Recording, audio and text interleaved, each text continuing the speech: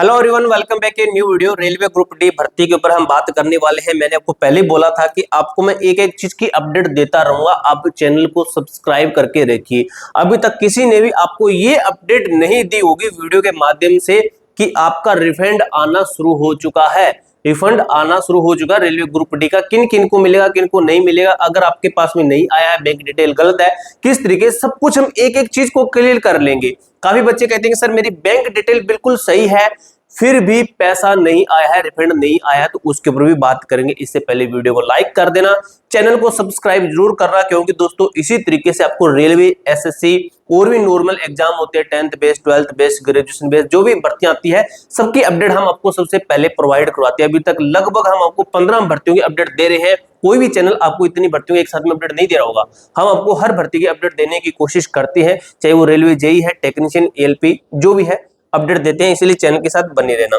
अब दोस्तों क्या पूरा मैटर है हम बात करते हैं, डिटेल से थोड़ा सा चलेंगे और थोड़ा सा फास्ट चलेंगे, वीडियो को ज्यादा लॉन्ग नहीं करेंगे। यहाँ पे देखिए वर्तमान स्थिति क्या है, क्या चल रहा है अभी वर्तमान में, क्या चल रहा है। ये प्रक्रिया आपकी शुरू हो चुकी है। जो आपकी प्रक्रिया है ये जो है ग्रुप डी की रिफंड वाली, रेलवे ग्रुप डी भर्ती 2024 के तहत फीस रिफंड की प्रक्रिया शुरू हो चुकी है। काफी सारे बच्चों को एसएमएस आए हैं, काफी सारे बच्चों को मेल आई है, ठीक है। इस तरीके से काफी सारे बच्चों को रिफंड मिल चुका है। कुछ बच्चों को रिफंड, लगभग बच्चों को रिफंड नहीं मिला है, ये मैं भी मानता हूँ, इस चीज को मैं मानता हूँ। काफी सारे बच्चे हमें पर्सनली इंस्टाग्राम पर मैसेज करते हैं, हमारी हेल्पलाइन पर भी बच्चे फोन करते हैं। देखिए काफी सारे बच्चों को एसएमएस मिला है, ठीक है। रेलवे वेब पोर्टल नोटिस है, अभी तक तो कोई शायद नोटिस नहीं है, जैसे नोटिस आता है इनका आया होगा, लेकिन अभी तक मेरे सामने तो कोई नोटिस नहीं है। लेकिन हम बात कर रहे हैं जो है आपकी रिफंड की। यहाँ पे देखिए लाखों छात्रों का पेंडिंग है, ये बात मैंने अभी थोड़ी देर पहले बोली कि काफी सारे मैक्सिमम बच्चों का ये रिफंड पेंडिंग है। अभी 1,08,00,000 बच्चों का फॉर्म आया, उसके अंदर लगभग भाई लाखों कैंडिडेट का ये पेंडिंग है। किसका आता है किसका नहीं आता उसकी बात करें, लाखों छात्रों का पेंडिंग है। सच्चाई यह है कि कई अभ्यर्थियों को अभी तक फीस वापस नहीं मिली है और पैसा बैंक खाते में नहीं पहुंचा है, और वही बच्चे परेशान और वही बच्चे हमें मैसेज कॉल करते हैं। अब देखिए दोस्तों, इसका एक नियम होता है, एक सिस्टम होता है, किस तरीके से आपको फीस मिलेगी, किस तरीके से आपको फीस नहीं मिलेगी। देखिए क्या लिखा गया है कि रिफंड का सबसे जरूरी एक नियम बनाया गया रेलवे की तरफ से। नियम क्या है, ये नियम कहता है कि रेलवे का जो भी सीबीटी कंप्यूटर बेस्ड एग्जाम जो आपने दिया है, अगर आपने एग्जाम दिया है तो आपका पैसा मिलेगा, आपको रिफंड मिलेगा। अगर आपने एग्जाम नहीं दिया है तो आपका पैसा नहीं मिलेगा। यहाँ पर काफी बच्चे ऐसे कहते हैं कि सर मैंने एग्जाम दिया है, मेरा एग्जाम पास नहीं हुआ, क्या मेरा पैसा मिलेगा। सर मैंने एग्जाम दिया है, मेरा एग्जाम पास हो गया है, क्या मेरा पैसा मिलेगा। ये नहीं मिलेगा। तो भाई इन दोनों कैंडिडेट का मैं कहता हूं पैसा मिलता है, बस शर्त ये है आपने एग्जाम दिया हुआ होना चाहिए। उनके पास में डिटेल कैसे पहुंचती है, आपका जो रजिस्ट्रेशन हुआ वहां पे, आपका ऑनलाइन वेरिफिकेशन हुआ, अंगूठा लगा आपका, आपकी फोटो हुई, तो वो चीज यहाँ पे वेरीफाई हो जाती है कि इस बच्चे ने एग्जाम दिया है और इस बच्चे का रिफंड आना है। तो इन बच्चों का रिफंड आता है और काफी सारे बच्चों को रिफंड नहीं मिला, तो उसका भी एक कारण है, वो भी मैं आपको वीडियो के अंदर बताऊंगा, ठीक है। ध्यान देने योग्य बात करें, फीस रिफंड केवल उन्हीं उम्मीदवारों को मिलेगी, जिन्होंने सीबीटी कंप्यूटर बेस्ड परीक्षा दी है, पास हुई है, नहीं हुई है, इसका कोई मैटर नहीं है, ये अलग मैटर है, ठीक है। तो यहाँ पर मैं एक बार फिर से कहना चाहूंगा, और वीडियो को लाइक कर देना, चैनल को सब्सक्राइब जरूर करना, क्योंकि दोस्तों आपको जेन्युइन अपडेट के लिए हमारे चैनल के साथ जुड़कर रहना ही पड़ेगा। ऐसी जानकारी आपको कोई भी चैनल नहीं देगा जो जानकारी हमारे चैनल के माध्यम से आपको मिल रही है। आपका रिफंड पेंडिंग है या फेल क्यों है, आपका रिफंड पेंडिंग हो गया है या फिर फेल क्यों हो गया है, इसके 5 मुख्य कारण है, जो कि मैक्सिमम जो कहते हैं ना पता नहीं है, ये रेलवे ने खुद चीज बोली है। ये जो जितने भी मैंने आपको पेज दिखाए हैं ना, ये वाले जितने भी पेज दिखाए हैं मैंने आपको, ये पेज जितने भी रेलवे ने खुद इसके ऊपर बोला है कि इन कारणों से होता है सब कुछ, और रिफंड का पूरा सिस्टम खुद रेलवे ने ये चीज बता रखी है।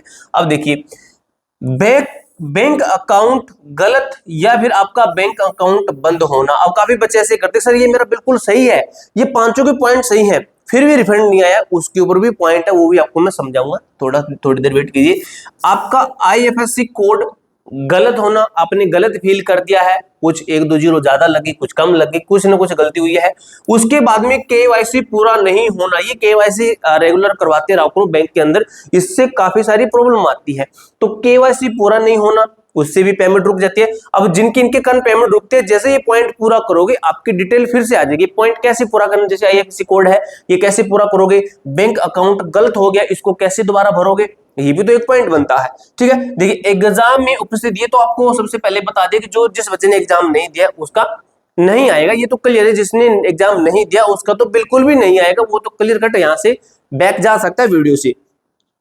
पेमेंट मोड मिसमैच होना, कि पेमेंट मोड मिसमैच होना यानी कि आपका यूपीआई से लिंक नहीं है, इस तरीके से आपका मिसमैच होकर पेमेंट रुक जाती है, तो आपका यूपीआई भी आपको चालू करना चाहिए। यूपीआई आपके फोन नंबर से ही होता है, ठीक है, जैसे एसबीआई का, जैसे एसबीआई का जैसे ऐड दी ओके एसबीआई, आगे आपका नंबर, इस तरीके से आपका ये रहता है, जो ये यूपीआई बोल रहा हूं मैं। ठीक है, अगर ये सब कुछ आपका ठीक है फिर भी पेमेंट नहीं आई है, तो उसका कारण क्या होता है, इसका कारण होता है एक बैच सिस्टम।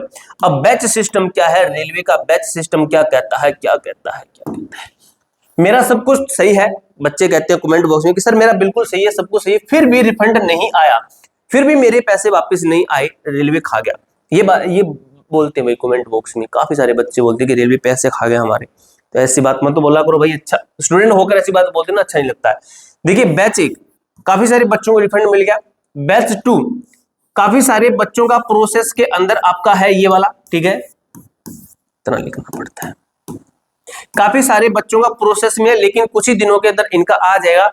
बैच 3 कुछ चीजें गलत हो रही है लेकिन आने वाली है, बैच 4 आ जाएगी आपकी। ठीक है, तो यहाँ पे क्या लिखा गया, रेलवे का सिस्टम एक साथ सभी को पैसे नहीं भेजता है, ये एक सिस्टम होता है, आपके कुछ है, जैसे ये इनका बैच बना, जैसे यहाँ पे मैं कहता हूं जैसे ये 10 लाख कैंडिडेट का बैच है, तो एक साथ इनका 10 दिन के अंदर पेमेंट भेजनी है, उसके बाद में इन 10 लाख की पेमेंट भेजनी है, इन 10 लाख की पेमेंट भेजनी है। ठीक है, तो इनके बाद में इनकी बारी आएगी, फिर इनकी बारी आएगी, इन 10 लाख की बारी आएगी, फिर इन 10 लाख की बारी आएगी। जब तक इन 10 लाख की बारी आएगी तब तक कमेंट बॉक्स में रेलवे को चोर बता देंगे। ठीक है, तो ऐसा नहीं करना है, तो आपकी बारी आएगी, आपका पैसा रिफंड जरूर होगा।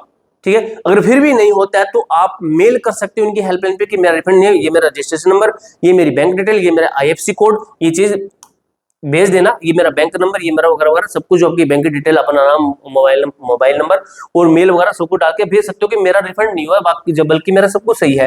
धीरे धीरे चलने वाली प्रक्रिया बैच प्रोसेस होता है, जो कि आपको मैंने समझा दिया। इस तरीके से आपको पूरे यूट्यूब कोई नहीं समझाएगा, कोई भी नहीं समझाएगा, कोई भी, मैं लिख के देता हूं, क्योंकि ये प्रोसेस के लिए टाइम लगता है और इस प्रोसेस को समझाने के लिए काफी सारा एनालाइज करना पड़ता है, जो कि मैंने आपके लिए किया है।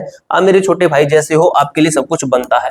ठीक है, बाकी आपकी मर्जी है, चैनल के साथ जुड़ के रहना चाहते नहीं रहना चाहते, संपूर्ण सलाह क्या। अब आपको क्या करना चाहिए, अब आपको क्या करना चाहिए, आपको पैनिक नहीं होना है कि भाई पैसा नहीं है, ऐसे जो अभी मैंने बताया, भी कमेंट बॉक्स में कुछ भी लिख देना, ऐसा नहीं करना है। रिफंड प्रोसेस धीरे धीरे सभी योग्य उम्मीदवारों तक पहुंचेगा, घबराने की कोई जरूरत नहीं है। जैसे मैंने आपको बताया आरपी कांस्टेबल का मैंने रिफंड बताया था, उस तरीके से बच्चों ने प्रोसेस किया, उनका पैसा आया था। ठीक है, अपना स्टेटस कैसे ट्रैक करें, अपनी बैंक जानकारी सही रखें, अपना जो स्टेटस को ट्रैक करें, अपनी पूछे बैंक के अंदर जाके कि गलत क्या है, आईएफएससी कोड है, सॉरी केवाईसी हुई या फिर नहीं हुई है, मेरे आधार से लिंक है, मोबाइल से लिंक नहीं है, या फिर है और यूपीआई चालू है, ये नहीं है। आधिकारिक आरआरबी जोन वेबसाइट पर अपडेट चेक करते रहें, या फिर आपको मैं वीडियो के माध्यम से क्लियर करते रहूंगा। अब दोस्तों दोबारा बैंक डिटेल डालने का मौका मिलेगा, ये कब आता है, ये मौका कब देता है रेलवे, तो मैं आपको बताता हूं। आरआरबी रेलवे की एक भर्ती, अब ये याद नहीं कि एनटीपीसी की थी कि ग्रुप डी की, या फिर आरपी वैसे ही कांस्टेबल की, टेक्नीशियन की थी, या फिर एलपी की थी। इनमें से एक भर्ती की क्या हुआ था, एक नोटिस आया था पहले, जिसके अंदर बताया कि सभी बच्चे अपनी बैंक डिटेल जो दोबारा से है ना भर दीजिए, बैंक डिटेल, सभी बच्चे बैंक डिटेल दोबारा से भर दीजिए। काफी बच्चों ने भरी, काफी बच्चों ने नहीं भरी, लेकिन उसके कुछ 2 या 3 महीने के बाद में एक नोटिस फिर से आता है, जिसके अंदर बताया गया कि आप अपने बैंक डिटेल दोबारा से डाल दीजिए, यानी कि सेकंड बार इनको बैंक डिटेल डालने का मौका दिया।